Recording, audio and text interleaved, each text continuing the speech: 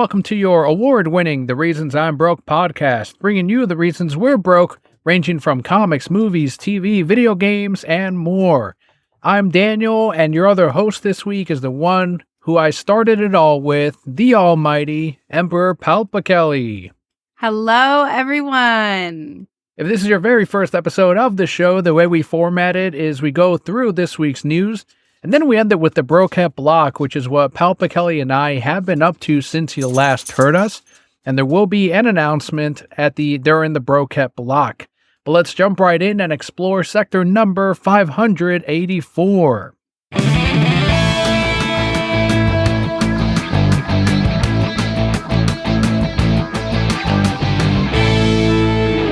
To many, this first bit of news is non-news, but to me, as someone who is holding out hope, it means the world. And Nintendo has not released a new Star Fox game since 2016, and longtime Brokettes know that Star Fox is my favorite Nintendo franchise, but original Super NES Star Fox game developer Dylan Cuthbert believes it will make a comeback. He said that he thinks that while recent games have been good, they haven't captured the original's essence, the original that he worked on. Cuthbert believes the unique combination of elements in the first game made it special, and although there has not been a new Star Fox game for the Nintendo Switch, older titles are available through Nintendo Switch Online. The last title, which was Star Fox Zero, ended up selling the worst in the franchise, I believe. Not just in the last 5 games, but I believe it was the worst selling game.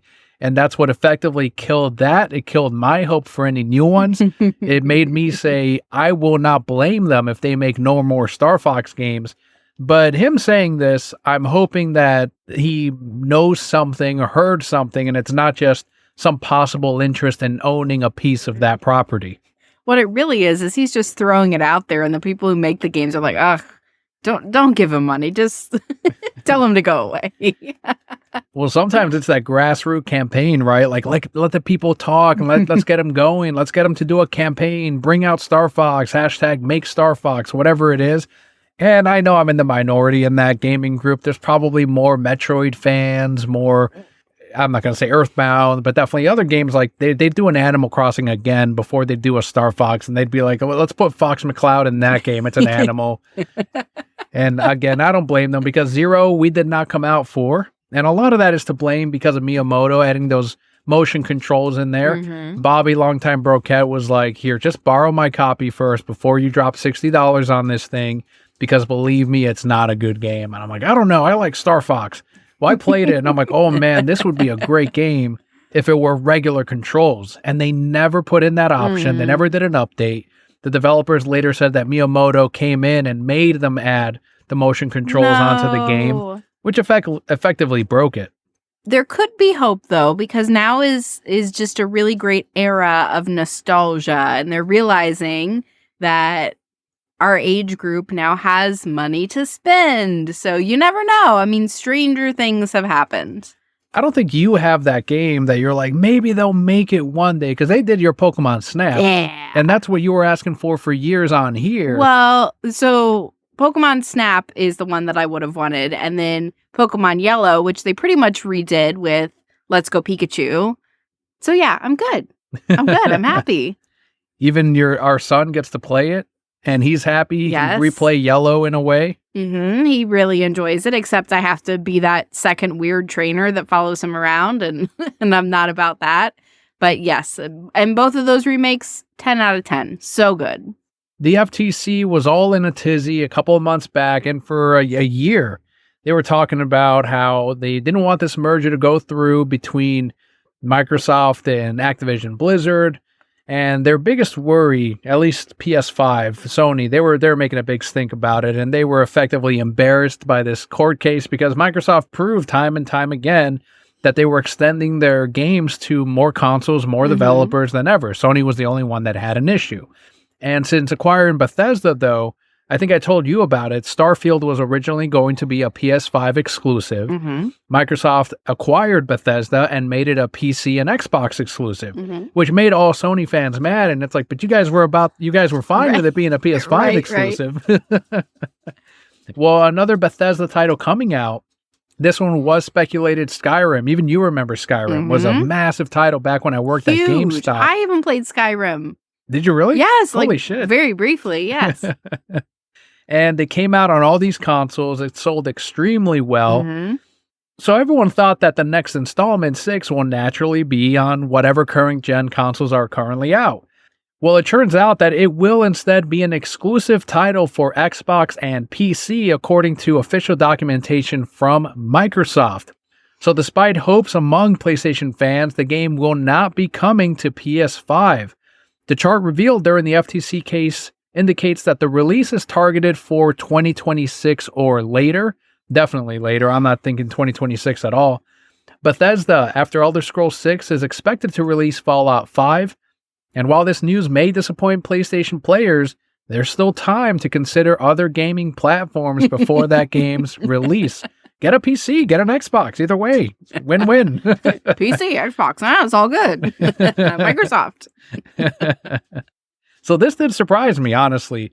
But it is a good move because I was telling Scott, I think obviously they'll come out on both consoles. Turns out they're not. And now it's an even bigger selling point for Xbox or PC.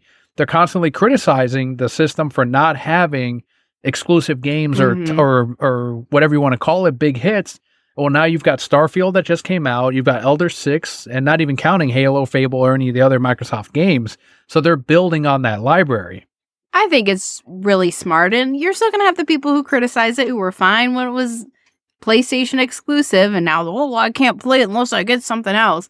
That war will go on forever. So, okay, say whatever you're going to say, but good on Microsoft. I think they're building a fantastic library. Is that what I'm supposed to say? That's right. It's going great. Right direction. Well, this may sound familiar to you as a longtime DC film buff history, I guess. I mean, by osmosis, you know so much. But those 7.0 reviews are already being written for Elder Scrolls 6. So it turns out that Starfield had a bunch of reviewers review bomb this game, Starfield. And one reviewer even reviewed it, I believe, on Kotaku or IGN, on Metacritic to bring down the score, and then re-reviewed it again negatively under his own critic name. So one under that company and one under myself to bring it down again. And we're thinking the same thing's going to happen here because some of these reviewers are there's an agenda. And we've seen it in the movie industry, and it definitely exists with the gaming industry.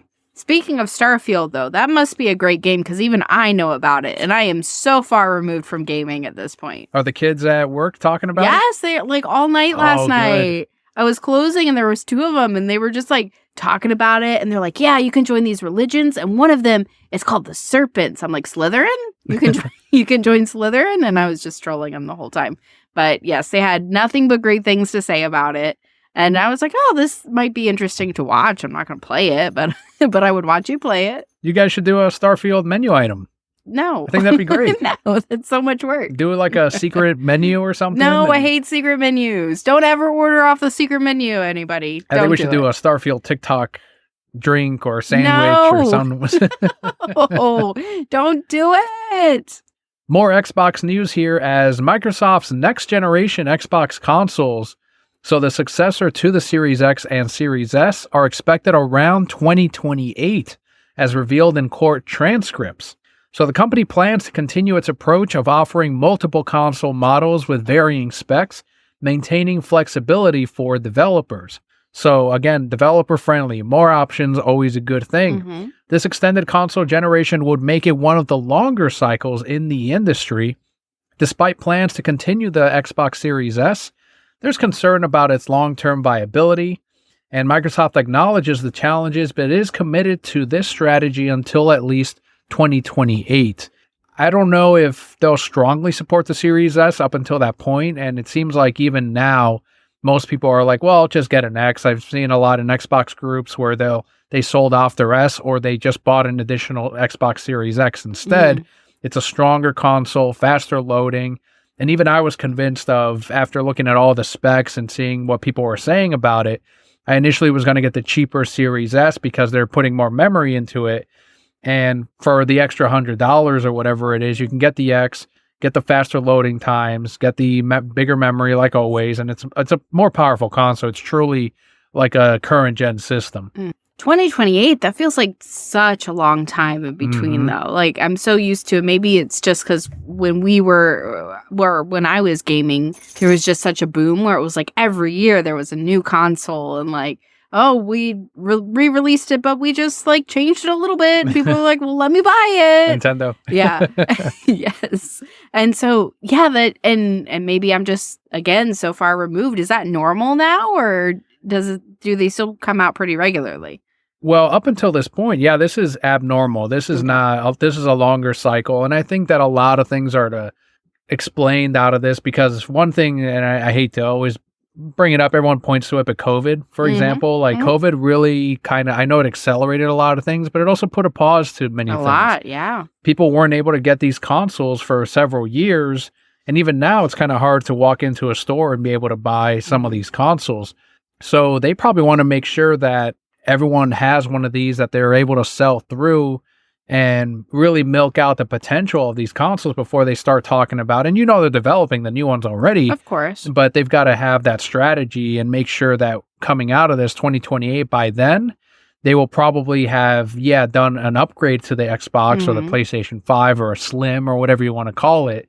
But I think that having a longer cycle is probably a good idea post-COVID. Well, I also wonder, too, and this would be the first time it's ever happened, but if they're waiting to make sure that they have enough resources to actually release what the demand is going to ask for. Because again, to your point, even though COVID was several years ago, we're still feeling the repercussions of not being able to get things, and things are so much more expensive than they used to be.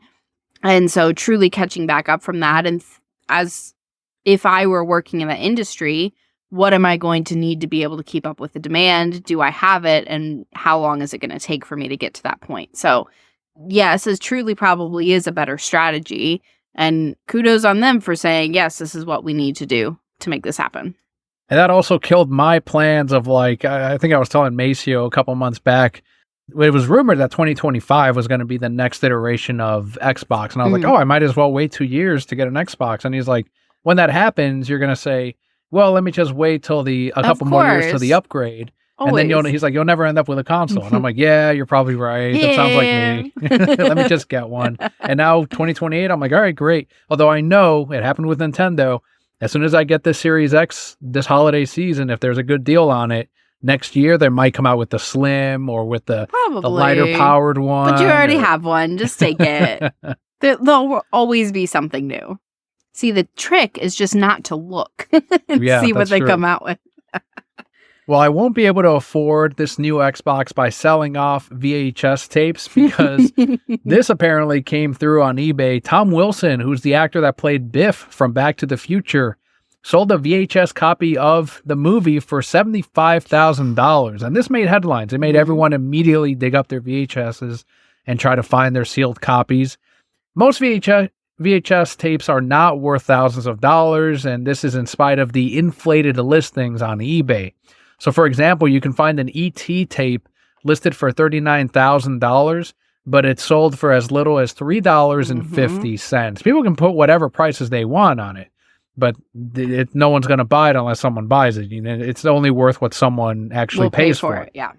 Setting high prices for VHS tapes for attention is common, but actual sale prices are usually much, much lower, and collectors should be cautious not to overpay for these VHS tapes. Even some vinyl records, I think, aren't really as lucrative as people think. So was this VHS tape signed, or it was just sealed? It was sealed. I don't know if he signed it, but even if he signed it, he's not this, no offense to him, but he's not, fucking Brad Pitt or something. Maybe somebody was trying to put like $750 and he put $75,000, and they were like, oh shit. Yeah, and I don't know if there was a charity tied into it. Who knows? There could have been a number of factors, but it might have also just been a one-off. Right. Even comic books are often, and that I knew from working at the comic shop, everyone thought, like, oh, if I get this collection, I can retire early. Oh, you have comic books, you can probably retire early. Whoa, you must have some. It's like, honestly, most people, 99% of comic collectors, I would say, or people that own comics they're not going to have anything that they could ever retire on. And constantly, like, people point at Action Comics #1, which probably most recently sold for under $1 million at a heritage auction, that's as high end as it gets. You know, everything in between there is maybe a couple $1,000 if you're lucky.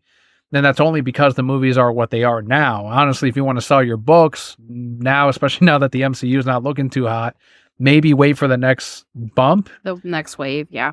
But I don't know if it's coming. Honestly, the comic industry might settle down into whatever it is, kind of like Pokemon is right now. Prices have settled down 50% now that demand has kind of met the supply, and people are able to get cards a lot easier, which is a great thing. But for sellers, that's a terrible thing. Like now they're like, well, I missed the high end. Right. Moving back over to VHS, though, do you have any fond memories of any VHS tapes? Well, Titanic was always the one, yes. right? The fucking 2 VHS tapes. And me as a kid, I'd watched fucking rated R Titanic. Like, what was that, 3rd, 4th grade or whatever? And pop it in and then take the tape over. And it ended where the captain says something about clearing out the ship. And then you'd have to, oh shit, now things are getting real. Like they even figured out what part they wanted to end it at. Then you switch out the tape, you set it to rewind that long ass tape, you put in the second one and you finish off Titanic.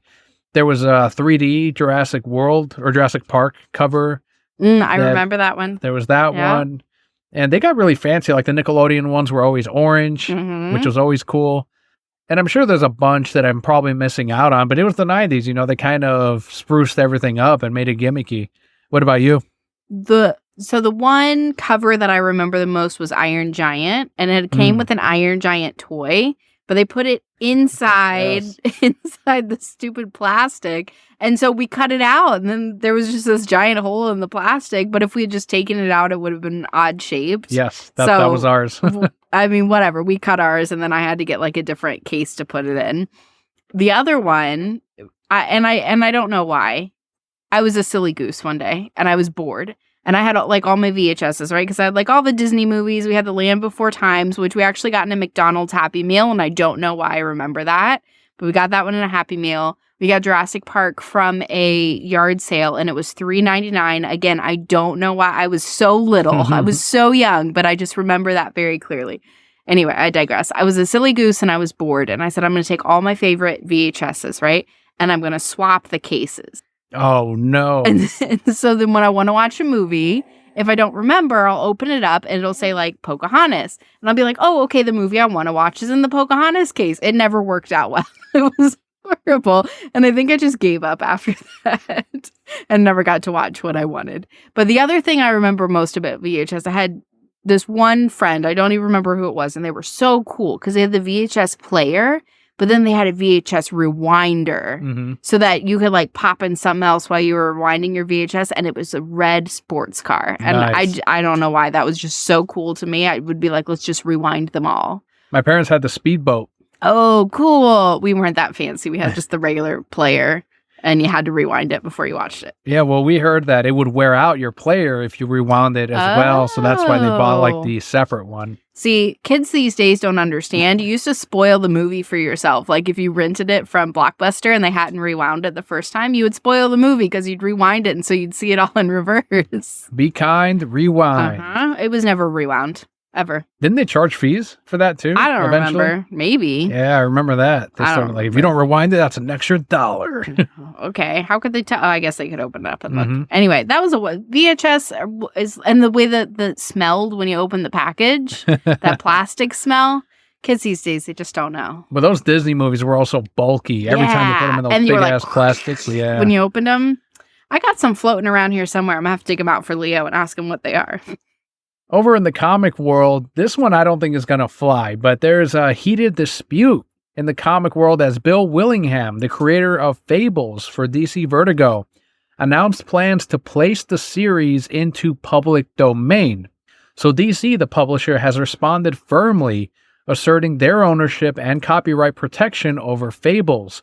This stems from a long-standing feud between Willingham and DC, with Willingham alleging that current copyright laws favor large corporations. The series is based on fairy tale characters, and it raises questions about ownership due to its unique spin on public domain characters. I don't know what kind of contract Willingham did have with DC, if he retains any rights over the characters. And if he did, then sure, he can probably do that. But otherwise, I'm thinking that DC owns these versions of these public domain characters. Just because it's based on Snow White or whomever else is the Grimm fairy tales, it does not mean that anything you create is suddenly public domain. But again, I don't know what contract he made. Yeah, that would be my question. I feel like he's also just trying to stir something up. Be like, I'm going to put these out there. But if DC is claiming that they own them, I'm sure they've gone through the contract to see, or maybe it's just like some period of time in which they do, and then it goes back to him fully. I don't know. We'll see. But sure, copyrights favor big corporations because they got the money. Why is this a shocker to anybody? Did you ever read Fables? Heard of it? Any inclination to? I think I heard of it, but I don't think I ever read it. It had a large female audience, which is something that I was listening to an interview on Word Balloon, and something that he was surprised by. And it's the same with the Grimm fairy tales comic books. He didn't write these, but they're also based on like fairy tale characters. And those famously had like the sexy covers on them, like here's sexy, whatever, Red Riding Hood. And girls read those though. So it was kind of funny where people would assume that it was guys reading this, but it was mainly girls. So I think it has to do with the characters. Fables has some of the same ones, same with Grimm fairy tales. So something about those storybook characters brought the female readership to them. I can definitely see that. I think it has something to do with, it's essentially retelling of stories that we enjoy. And listen, I'm a sucker for like retellings. Beauty and the Beast retelling, sign me up, right? Hades and Persephone, I'm there. So I could definitely see why it would appeal to that audience. And of course, I didn't read them, but even with the sexy covers, like make them strong, empowering women. Sure, we'll eat it up. Remind me to bring up Disney's Snow White, the new one. But one thing I liked about this interview is he brought up like the big bad wolf. He always wondered how he's able to blow an entire house down. So in his story, he made him related to a god of the wind, like he's half, that kind of thing. Damn it. See, now I'm hooked. And well, speaking of Hook. Captain Hook. I don't know if he put this in the comics or if it was an idea that he wanted to do, but he wanted to spin off where Peter Pan was actually a villain of sorts in his story because he's kidnapping or convincing these kids to come to Neverland, and Captain Hook is trying to rescue them from Peter Pan and bring them back to their families. Oh yeah, I read that book. Not his, but I did read Yours that was book. A sexy one, wasn't it? It was. It was. The Lost Boys were all in love with the same woman. What's funny, I was talking to my sister and my mom about, I don't know how it brought up. I think my mom brought it up. She's like, did you hear that the new Snow White movie from Disney doesn't have any dwarfs? I'm like, oh, just wait till you hear all the other things that are in there. So I told her about the interviews by the main star. Even you saw that stuff on how she was on PR. Like someone get her, like take away her interviews or something because she's just wrecking this film, to the point where she went and did like a video on Instagram crying about the death threats she was receiving. Well, I was telling my mom about it, and I'm like, well, one of the things, oh, not yet, Leo, but did you want to say anything real quick? Okay, give me just a second. Let me finish asking your mom about Snow White. Leo's going to make an appearance tonight, clearly. So I was telling her about these things, and I said, well, one of the things that they're changing too is there's no love story in there with the hunter. I don't know what he was. Prince Charming? I'm getting all of them mixed up. Yes. But so instead, it's all about her being a strong leader to these non-dwarves, to these this diverse group of people that she's with. Yes. And I told my mom, I was like, well, I'm a guy on the other side. So I'm like, well, they made it for you. She's a strong leader, no love interest, strong women, Snow White. So what do you think? She rolled her eyes. She's like, oh, she's like, no. And this is a woman that like championed Ridley in Aliens. Like, she's like, yes, that's a strong character. I love that. What do you think on your end as someone who seemingly they made this for you? No, it's not for me. So why is this different? Is it too obvious? What's the deal? Yeah, I think it's too obvious. I think it's the same message that the media has been trying to give us for years and years and years, that you can't have a love story and be a strong woman. Like, that's what it comes across as.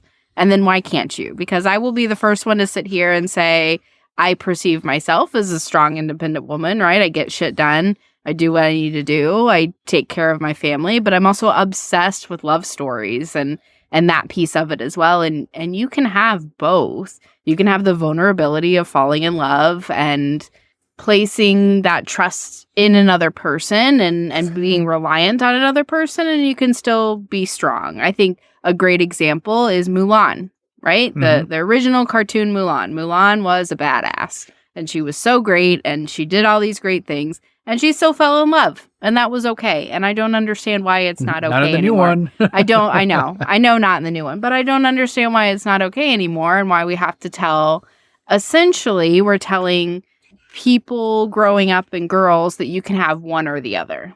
Well, and it's not even just the strong female character or female-driven movies. You're seeing that in things like I heard in the new Indiana Jones, that relationship that he had in Crystal Skull, getting back with his girlfriend from the first film. They undid that relationship for the new one because they lost their child, and he becomes an alcoholic, and they're separate. And it seems like that theme in movies people are pointing out. It's like, for whatever reason, they keep making these big budget films where the character can't be in a stable relationship. And it's like, why do they keep doing that? And I don't get it. I don't know why they feel like they can't have these things in these movies, and people are not responding to it. There's no one seeing Indiana Jones and saying, "Oh, good. I'm glad he's no longer." Right. It just doesn't make sense. Just to try to make an interesting story out of it. I don't know. It doesn't seem right. Yeah, it feels like they're trying to insert drama where there doesn't need to be drama. And I get that a piece of, right, romantic stories and romantic movies is that drama of, oh no, like, will they get together or will these things happen? But why can't we just portray, and that's one of my very big problems with some of the books that I read, is why can't we just have normal relationships? Why can't we just communicate in movies and in things? Why do we always have to have this big miscommunication or make it so drama filled or so challenging? Like, let's just show children in the world great, stable, healthy relationships, and then maybe we would have more great, stable, healthy relationships. Well, Leo is ready to say something here. He said he wanted to say something on the podcast, so go ahead, Leo, right into the mic. Oh, right here? Yep. So, remember that Moana part? I started to like that movie, and I still don't like Elsa. Was not getting what they're talking about. So I get this new, fox set.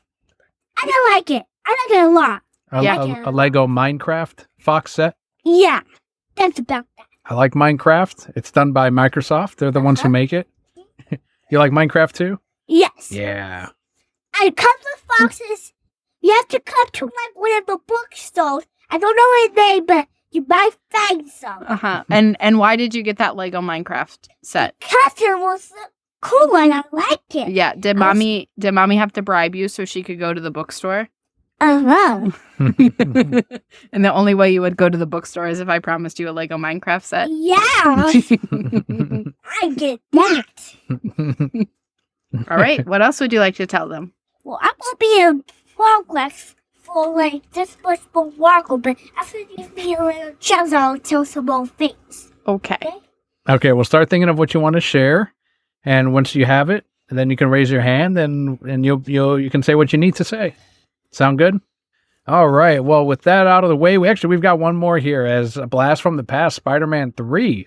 Spider-Man and Venom fans are excited about a deleted post from Sony's UK studio account. So this post featured a mashup of Tom Hardy's Venom and Topher Grace's Venom from Spider-Man 3, pretty much sort of fighting. It was a bit of a joke post, but this sparked speculation about a multiverse connection in the upcoming Venom 3. However, this is just speculation. We'll have to wait until July 11th of next year for Venom 3's release to know for sure, and we will be there, at least I will be there on opening weekend to check it out. I really enjoyed the last two Venoms, so I will definitely be there.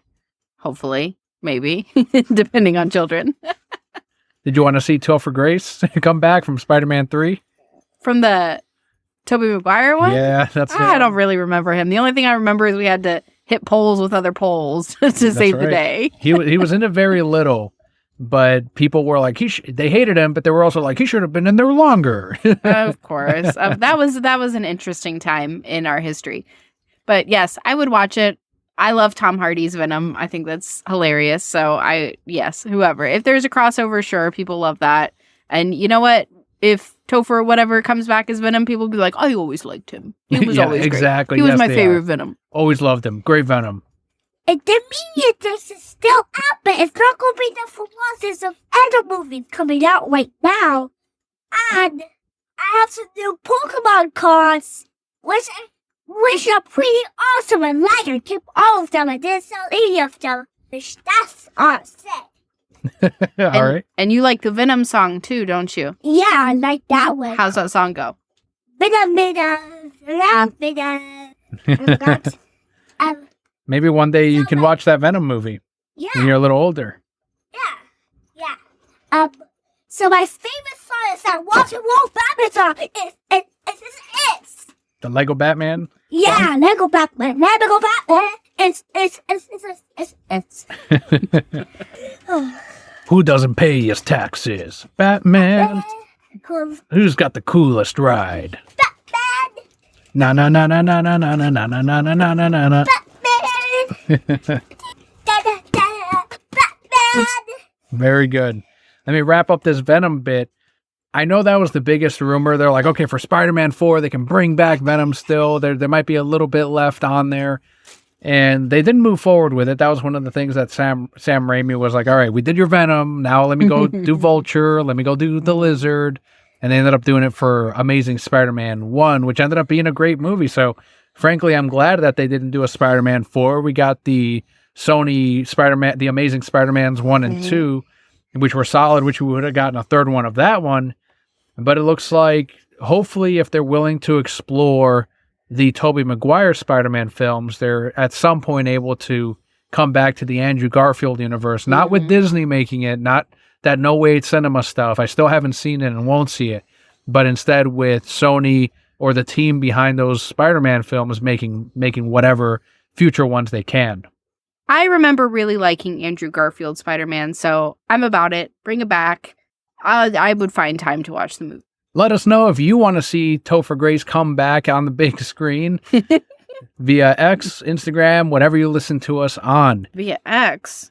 But let's head into the final portion of today's show, today's episode, the Brokette block, what we've been up to since you last heard us.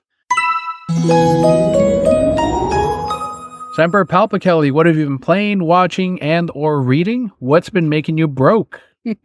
Buying books has made me very broke. There's so many special editions of things coming out, and I'm a sucker.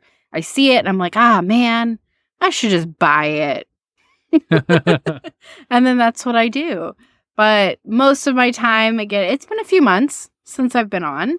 So obviously you've heard Leo throughout the show, but Sophia is now getting bigger too. And so working, taking care of the kids, taking care of the household, those are all things that take up the majority of my time.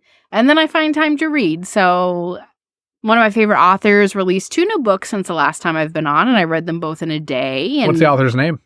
Jennifer Armentrout. All right. Love her. So you guys can search her up and see what kind of stories she does. Romantasy. Uh-huh. Yeah. Fantasy romance books.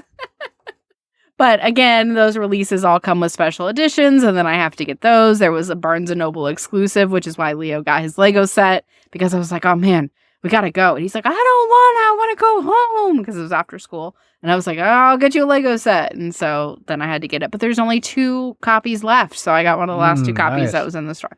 And you said you could have ordered it online, but you wanted to hunt. Yes, I like to see it in the wild. Like a true collector. I like to be able to like go and like pick it up with my hands and be like, okay, here it is. So that's what I've been doing, mostly just reading books and taking care of our children. Some of you may have seen in the Collector's Corner or on our YouTube channel, Bobby, Scott, and I got back our latest batch of CGC books or cards that Bobby sends in just to save on shipping and everything. So we all collectively, he send them off and invoices us, and we go from there. So you may have seen on our Discord, on our YouTube, the unboxing of the Pokemon CGC cards. So these are cards that I'm like, either I will sell to make money to pay for some of these CGC ones, or they're cards that I want to preserve. So things like the Bulbasaur Illustrator card, Radiant Venusaur, the harder to find Gengar VMAX, I want to say it was the secret art one. It was one of those that was underprinted, and people thought like, why is this so hard to find? We did that news story. I did it with, I think, Maceo, of someone at the Pokemon printing company or at the Pokemon company took a bunch of these boxes and took a bunch of it was actually the rare singles, all of them. And they had thousands of copies of these rares that were supposed to be seeded into booster packs, and was trying to sell them all as one to a local card shop. And that's when they're like, let's call the authorities. And they did, and Pokemon retrieved all of them. But that explained why the rarities were so low. They're like, the pull rates suck on these. And one of those was that Gengar card, which I was able to get eventually. So things like that I want to put into a CGC case, CGC card. And you can find that unboxing on our YouTube. That definitely made me broke. The Dustin Wynn art pieces, that definitely made me broke. So there's a bunch of those really good signings that have been coming up. And yeah, it always I was like, all right, here's the total. Always at the worst week. Yeah, of course. But see, I've decided like all my special edition books that I get, and I told you have to bury me surrounded by them like a pharaoh. So like when someone uncovers my grave, I don't know, hundreds of years later, they're like, oh, she really liked books. So I'll just bury you with all your things too, like a pharaoh. Yeah, you can tell me that. I mean, it's not like I'll know. It's just sell them. But do it right. Don't do it like I saw at some card shops or at some comic shops of like, I don't know what my husband left me with, but here's these. I'm gonna put it in a yard sale, 25 cents. So that I used to hate that when a customer or someone would come in and be like, I got this book for $1. They didn't know what they had. First appearance of Deadpool, and it's like, okay, so you admitted to stealing from someone, right? You just took advantage of somebody who didn't know what was going on. Yeah. And sometimes I would hear the opposite of like, hey, you actually have they were telling me they went to a yard sale and they said, you actually have a very pricey book here. You know, it's worth this much. You know, how much do you want for it? And each time they told me this, the seller was apparently like, well, I put it up for 50 cents. So give me what you think is fair. And they would go that route, That's awesome. The honesty route of like, they still got a good deal out of it. And the seller, it was like, you know what? They were willing to tell me. So I trust you, whatever you want to give me. I love that. One thing that I'm seeing pop up a lot online right now is when a book becomes popular, people buying it up and reselling it, not because they love it, just because they want to make the extra money off of it. And it was so frustrating because there was a book recently that released that they did a limited run, and I'm so angry because I had picked it up in the bookstore one of the last times we were there. And I remember showing you, I was like, man, this book is really pretty, but I hadn't read it. So I put it back down and left because I normally only buy books that I read. And it was $20 that day in the store when I picked it up. And it now sells for over $300. Wow. Yeah. And so, like, granted, I spent too much on it and I bought it and I didn't pay what it goes for now. I got it like right in the height when it started to go up. So I got it for a little bit cheaper. But there were so many people that were going. And I mean, I'm talking going to airports to find them, going into Costco and just buying everything they could find and flipping them. There was a special edition that released of it that they did a very limited run because it wasn't a big print of that particular subscription box that you had to have. And they were selling them for $1,700 for that one book when the subscription box was $30. And the whole community was just pissed. Like, why would you do this? Like, you're clearly not a fan. Welcome to supply and demand. Yeah, it was. And that's what I kept telling people because they would post on Facebook and be like, can anybody sell this to me for like less? And I would be like, this is supply and demand. Like, people are paying this price. So of course they're going to sell it for that price. Yeah, exactly. Again, a true collector. You have your story now of, man, I had it in my hands. I know. Yeah. But the bad thing about that is every time now a special release comes out, even if I haven't read the book, but I think I might like it, I'm like, oh, let me just get it. Because maybe I'll really like it and really want this, and then I can't get you're it. Developing that mindset, too. I know. It's horrible. And, like, I don't want to resell them. I just want to look at them on my shelf like trophies. Well, I've told this story plenty of times, and you've heard it, but you'll still enjoy it now as someone who's getting into the flippers. I always had this flipper, a Wednesday guy that would come into the comic shop, and he would only pick up whatever was hot on Key Collector. That's only what he would look for every single time. And there was this one week, I forget, it was like an Incredible Hulk book or something. I forgot what it was. And he's like, oh man, did you sell out of it? I'm like, yep, we're sold out. And it was like 1 p.m. It's like, yeah, right, it opened. We sold out. And he's like, oh, man. And I just wanted to read it, too.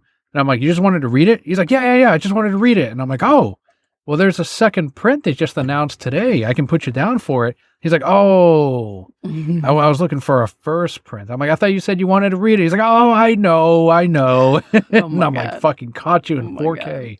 That was another thing that kept popping up, though, where people are like, oh, man, I'm looking for the physical copy. I really want to read it. And people are like, well, you can get the Kindle edition and just read it. They're like, oh, but I like the physical. Well, I'll defend them there. I'm sure that was an excuse. Right. But I, too, prefer the physical. I can't. If I were to read physical books, I would never finish anything because you're children. Well, that's the nice thing is I always see like the phone lighting up your face in the dark and it's you're off there reading. Like you can't do that if you have a book. Right. I'd have to have the light on and then you'd really be telling me to go to sleep. And people in their 70s are like, kids these days with their phones, we have to have one light on and the other one would have their light off. Each one would have their lamp. Yes. Either nighttime reading. And I don't use it that often, but the Kindle Paperwhite, 10 out of 10. If you enjoy reading digitally and you're trying to get away from doing it on your phone, Kindle Paperwhite is the way to go. That's the name of the model? Paperwhite? Yeah, okay. Paperwhite. It reflects, I think I've shown you that it's a digital screen, but it actually reflects like a piece of paper. Oh, okay. It's so cool. And then you can, of course, turn up the brightness so you can read at night. But yeah, it reflects just like a piece of paper. You might have shown me, but I might have just seen it as like a screen or whatever. But I'll have to take a closer look when you show it to me. It's really, really cool. But now your son's learning how to read. Yes. How am I going to be able to read during cuddle time for bedtime? Oh, he doesn't care about that. It doesn't have T-Rexes in it.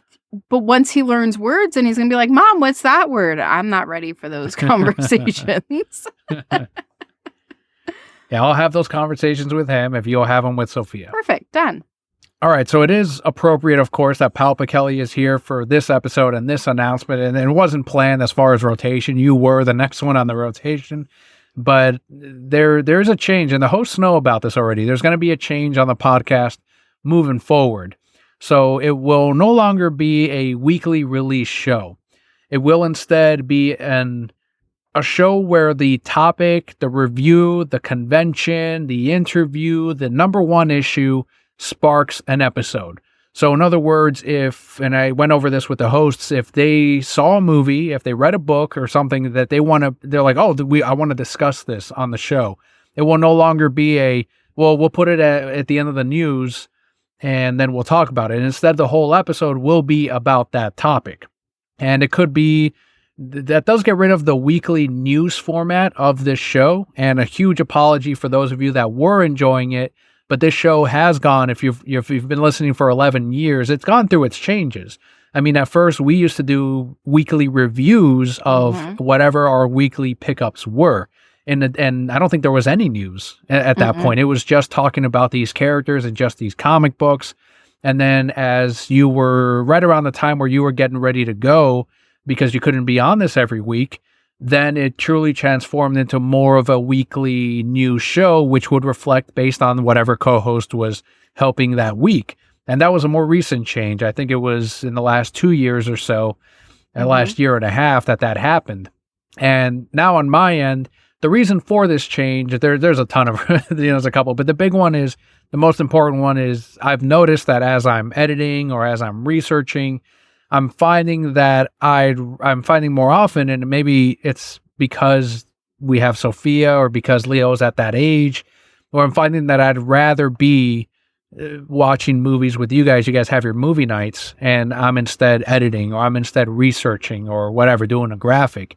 And the more that happened, the more I'm like, my priorities have fully changed. Like, I'm finding that there were times in the past where I'm like, oh, I'm stuck editing. Like, they know that I complain about editing the most. But now it's like, I'm losing out on these times. I'm losing out on these moments. And the reason it was easier before, it's like, okay, why was that not different when Leo was around? Well, Leo, before Sophia, he was old enough to, on my days off, like, okay, watch this movie, let me go work on the podcast. Now I'm taking care of this little human, so that time that would have gone into the show, which would have helped in easing that time and freeing up time with him or with you, is now just dedicated on my time off, or on times like tonight where we could have been, whatever, watching a movie or all being together. So my priorities have changed as far as that. So weekly, I'm finding myself that I'm sacrificing a lot of time, a lot of moments due to normally, again, watching a baby is what I would use that time for. So because of that, it's a difficult decision, but I saw Bobby said it best. He's like, yeah, no, it's the right decision. Like, it's a painful one, but it's the right one. So because of that, won't be a weekly release anymore. Will instead be topic based. So hot topic, Snyderverse gets restored tomorrow, we're doing an episode. Rebel Moon, when that comes out, we're doing an episode on Rebel Moon Part 1. We're going to do an episode on Rebel Moon Part 2. James Gunn gets fired, hopefully, maybe. We'll do an episode of that.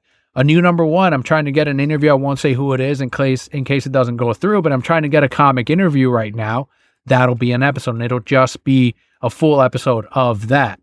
And if the topic warrants just 30 minutes, then it's a 30-minute episode, whatever it may be. But I want when you look at your subscription of this show, you see the topic, the headline, it won't just be one of the stories, for example. You'll know that that's what the whole show, the whole episode is going to be about that week. E3, when that comes around again, or Summer Games Fest, for sure, Maceo will probably want to do an episode on that. And I told the host too, and let me know as well, if you're like, hey, Daniel, can we do an episode on the new Godzilla -1 movie when that releases? Then let me know. I'm willing to do an episode. I'm willing to do an episode a few times a month. I just can't do the weekly format. Godzilla -1? Oh, you haven't heard about this? Is that like Monster Zero, but -1 head? I don't know if Monster Zero is showing up in this one, but this is the one when Japan's recovering from the atomic bombs. And they're like, oh my God.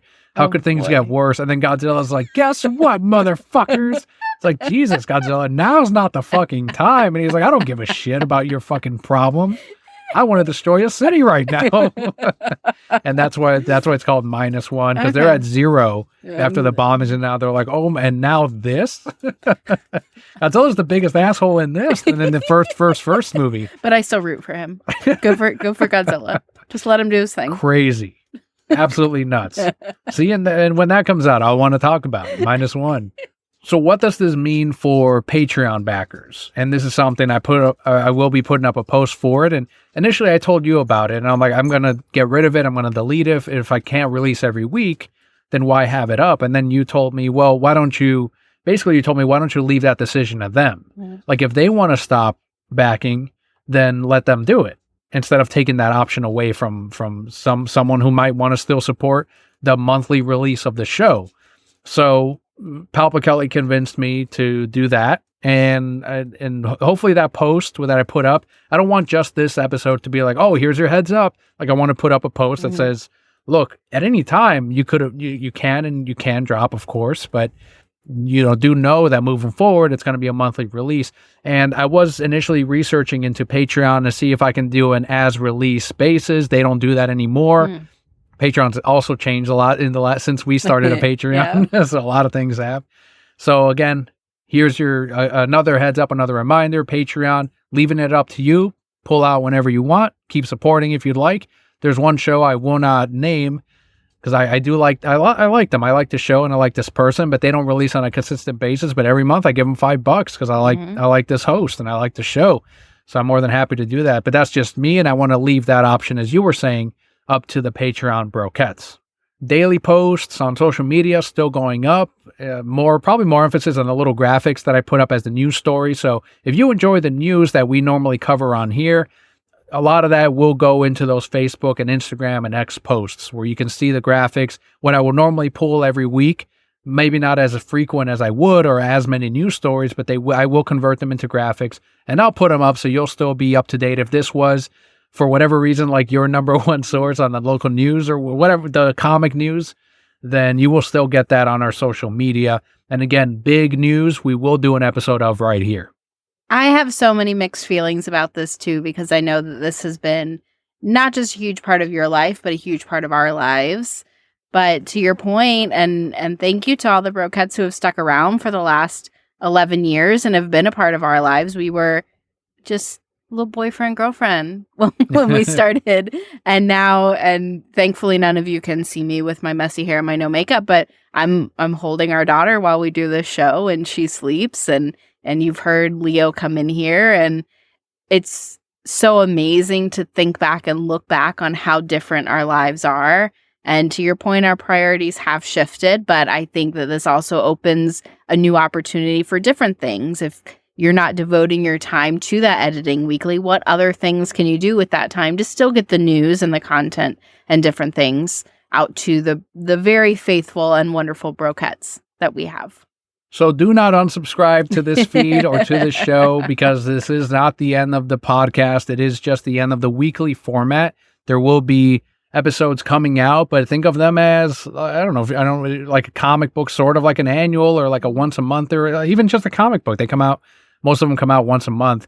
So think of it that way, because they will be more focused episodes, for better or worse. Let me know what you think. If you're going to miss the news format, I want to hear it. And it doesn't mean that we're going to do more of those in the future or anything, but I'm just curious to know what the Brokette core think, if they're excited for the more focused episodes where it's like, okay, if you guys do a whole show or a whole episode on just that news, or on just Rebel Moon, or on just that TMNT game, whatever it may be, when I get that new Series X, I'll probably want to do a first impression show and get one of the hosts who is into Xbox to help me do that episode. So make sure to stay subscribed. Again, I'm working on a comic interview next. There's more to come in the future. Let's see what films come out. The Oscar Awards, that'll be a whole its own episode, as opposed to like trying to work it in with the news. What if I read a really good book and I want to talk about it? Do you then have to read my good book? Good luck getting me to do that. Wishful thinking. But thank you so much for joining us this and every week for the past 11 years. It was also the 11-year anniversary of the podcast this past weekend. That's huge thanks to the Brokette core, to the hosts that are helping keeping this going. You mentioned that you might even be able to be on more often than you were on the normal rotation, thanks to this newer format. So huge thanks for joining us this week. I've been Daniel. I'm Emperor PalpaKelli. And Brokette core. All will be well.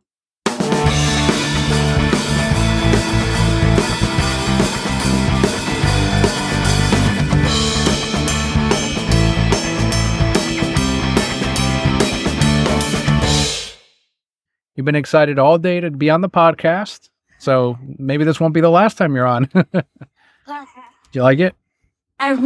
Okay, what do you want to say, kid? Okay, so I always have some games also. I do have a lot of dinosaur toys, and I'm really big and fun. I don't love things about dinosaurs. You do? What do you want to be when you grow up? I'm a paleontologist. Paleontologist. Because if you find a fossil, you get money, and that's going to be fun. What are you going to do with that money? I will go in fancy-looking clothes. It's cost for a lot of money. Is it going to be the Jurassic Park vehicle? Yes. The Jeep? Yeah, a Jeep. And also I know the Pokemon too. Who's your favorite Pokemon? It's probably Pikachu. Just like your mom? Yeah. Who's your least favorite Pokemon? It's probably thinking. Or just a Pokemon you don't like? And Pokemon I least favorite is called Meow. Oh, Meowth. Okay. Why Meowth? Because he's with Team Rocket and he's at the normal type. He's just a normal type. And Raticate. I forgot about Raticate. You forgot about Raticate? I did. You know what Pokemon everyone forgets? Furret. I bet you forgot about Furret. Is that the ferret? Yeah. Yeah. What else, kid? And don't forget to turn back to Eternatus. Eternatus? Eternatus. Gotcha. Those are the strongest Pokemon. Like nothing is stronger than it. Like nothing. So those are Wiggle Eternatus, which is Wiggle, but it's still cool. All right. Any one last thing you want to say? Something about Batman or something different? Yes. So let's talk about like games I know. Video games or board games? What? Like things I usually do at school. Okay, go ahead. So I usually do a lot of fun activities. I do some work. I play on a cold. I get to do some sit-downs and then I leave. You do recess? Yeah, we just. And that's it for today for me. Have a great day ever. Make sure to watch this. Say, Bye. what do the kids say now on those YouTube channels? Smash the like button or something? Say it. I should like and my bucket. And make sure to subscribe, right? Yeah. Say, here, do one of these, because this is what we say at the end of our show. Say, all will be well. I will be well.